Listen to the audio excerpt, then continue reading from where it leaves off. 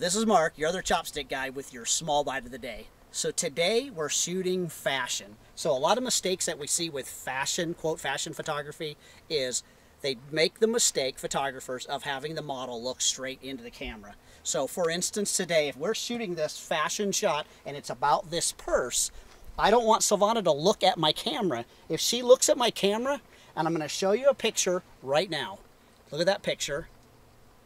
Now, if we take the same picture but have her looking away so she's not making eye contact with us, suddenly our eyes are not drawn to Silvana, our eyes are drawn to where they're supposed to, and that's the purse. If you're shooting fashion, try not having your subject look directly at your camera because it takes away from whatever you're trying to show.